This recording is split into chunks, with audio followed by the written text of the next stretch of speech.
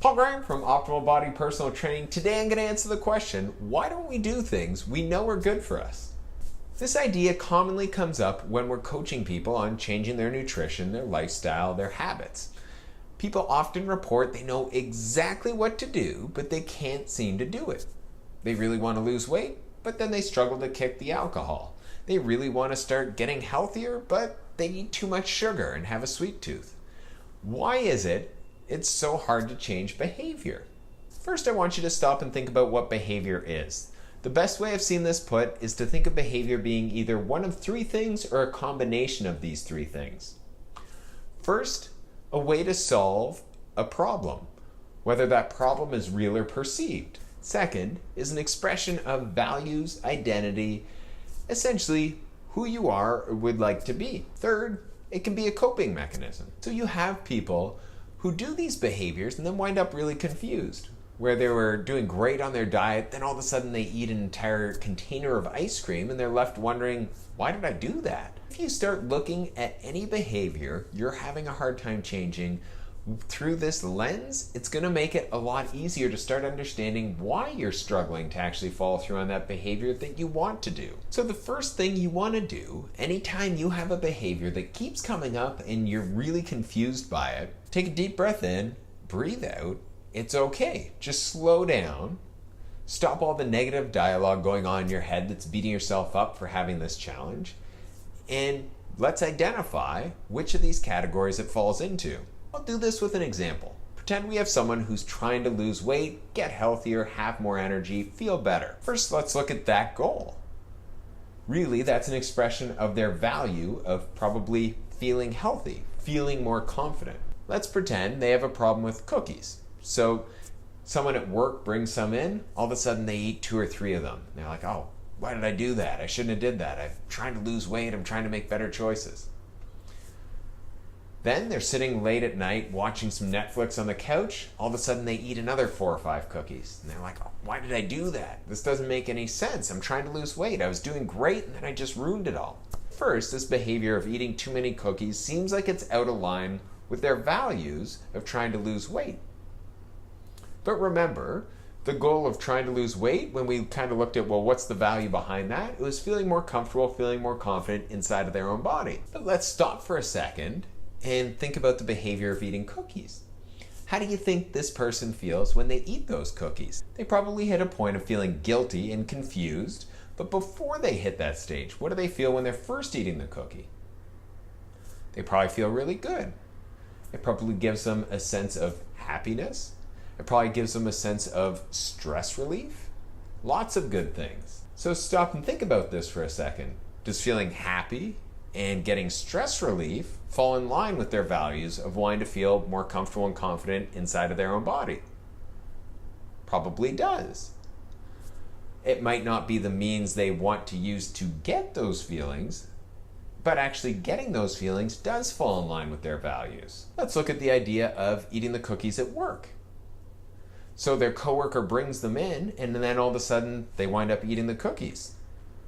Well, part of that probably lines up with their values in terms of social behavior and connecting with their coworker. Probably made them feel good to take a little break with their coworker. Maybe they chatted about a couple things while they were having cookies. Maybe gave the coworker a compliment about how good the cookies were. It was probably meeting some sort of value and part of their identity and helping to meet that other person's need in terms of feeling good or helping to meet their need of socially connecting. Again, that doesn't seem out of line with their values of feeling more comfortable or confident inside of their own body either, does it? Then let's pretend that they're feeling really stressed. They had a horrible day at work. Then they get home and all they want to do is eat cookies. Well, this is probably part of their coping mechanism. So a lot of us have learned how to manage stress in part by using food. For some people, they're not having high levels of stress in a horrible day when they wind up eating certain foods, but they're having small stresses throughout the day. They're just not slowing down enough to actually take time to be aware of the fact that I'm feeling stressed and I'm using cookies to help manage and essentially cope with those feelings. You can also see with having stress how your brain is, in theory, solving this perceived problem of stress by eating the cookies because they get that immediate stress relief. Hopefully from this example, you can start to see how behavior isn't random. It seems random a lot of the times because our brain functions so quickly. All these things are on autopilot, where your brain's just firing them off really quick with no conscious thought. So it seems random, it seems out of place, but usually if you slow down, you can start to identify, why is this behavior happening? Is it a way I'm expressing my personal values or my identity? Let's pretend that you're having a really stressful day from work, then you head home, and all of a sudden you eat a bunch of cookies, and you're like, why did I do that? Again, let's go back to our model of behavior. So 1, your brain perceived a problem. I'm feeling stressed. That's not fun.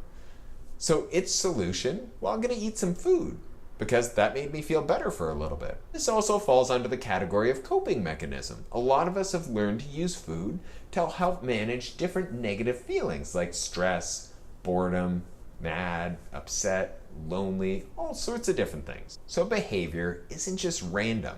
Often it seems random because your brain is functioning so quickly. It's running on autopilot most of the time.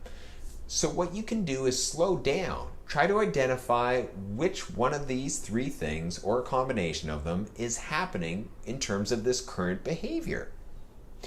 Is it falling in line with your current values or your identity? Is it falling in line with a strategy to help solve a problem, whether that problem's real or perceived? Or is it a coping mechanism? Or does it fall under multiple categories? If you start doing this, you can start to develop strategies to help you better manage and change these behaviors. Oftentimes, when people are having these behaviors come up, a big part of the stress is they feel like it's so aligned with their values and their identity of who they're trying to become in terms of making those healthier choices. But it usually isn't out of line with your values. It's just not necessarily the strategy you want to use to express your values, your identity. So you need to slow down, get a better understanding so you can start to change this behavior.